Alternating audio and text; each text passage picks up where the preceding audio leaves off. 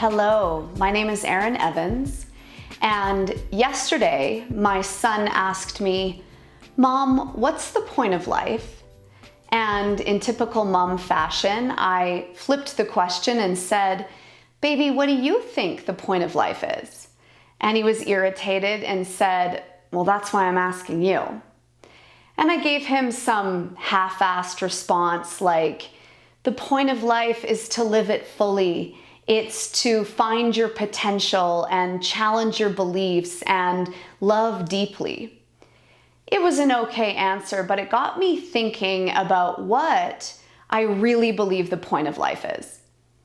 And early on, I got the impression that life was about accumulation. You got a degree, you then got a job, then you bought a home, found a partner, had children, then started to accumulate nice possessions for said home and clothing for said child. And I had that. I had a husband and I had a job, but something inside of me was wondering, is this it? Is this what I came here to do? And fortunately or unfortunately for me, I had an accident. And when I had that accident, the thought kept stirring in my mind. If this were the last year of my life, how would I want to live it? And everything started to change. This desire for accumulation of material possessions or wealth, progress, is all to do with the matrix that we live in that tells us that we need more. And make no mistake, we need money, we need a roof over our heads, we need money in our bank account and food for our children, but the slippery slope is when the progress and the accumulation in the material world has us feeling depleted, dissatisfied, unfulfilled, like we're going through our days on autopilot. To shake ourselves from the slumber of more is to recognize this hunger inside of us, this desire to get a hit of a happy hormone through an external thing. Serotonin is the chemical in our body, our brain, that leaves us feeling satiated and fulfilled. We get serotonin when we love. Not necessarily a person, but when we are in the state of love, of loving what is.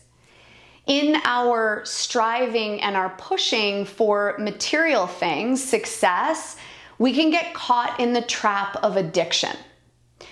Yesterday, I had a Whippet. It's a cookie that has a marshmallow center with caramel in it, and it's covered in chocolate. And it slapped.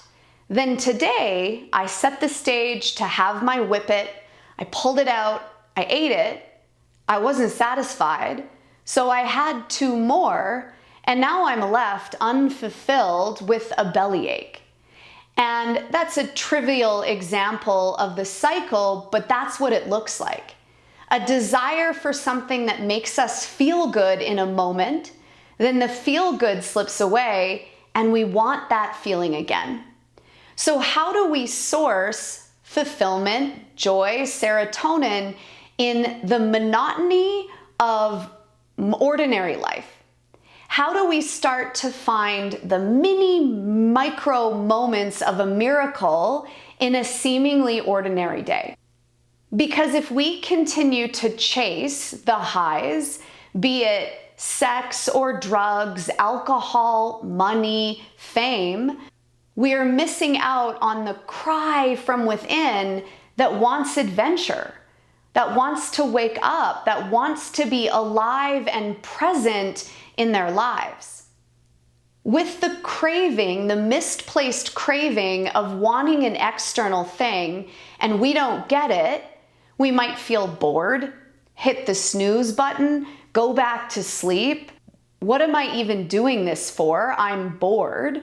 Or the other end of the spectrum is this manic productivity, always doing a flurry of activity which again leaves us feeling upset when we're not happy. So what's the ticket? How do we outwit the monster of more? I was at the bus stop this morning and in a particularly good mood, and I asked the children what they wanted to be when they grew up. And one little girl was like, "When I grow up, I want to be an artist." And I was like, "Amazing, what medium?" And she said, "Medium?" I said, "What sort of an artist do you want to be?" "I want to paint. I want to take colors and put it on paper and put it on the wall." The next little boy said, "I think bridges are pretty cool. I'd like to build a bridge." And what I found so profound about what they wanted to be when they grew up is neither of them spoke of how rich they'd be, the nice homes they'd have, all the fame they'd get from being an artist or a bridge builder. How do we go back to our childlike nature that is after adventure? And I'm not talking about adventure that is the adrenaline junkie, type 2 fun, it's fun to tell your friends about. I'm talking about the adventure of being alive, of getting to breathe, of getting to have the sense pleasures and the experiences with each other. I don't know the answer. That's why I'm asking you. I think the purpose of life is reminding each other who we are. It is living through experience. It is an engagement with the moment right in front of us. It is playing full out and exploring every nook and cranny of anything that pulls our heart and our attention. Each of us come from the same source and die into the same source. Our cravings, our desires are what keep us separate. But when we're in the feel of love, when we're in the feeling tone of love, universal love, we're a part of it all. And that's the adventure. That's the point. Not the house, not the car, not the partner. It's in enjoying this human adventure.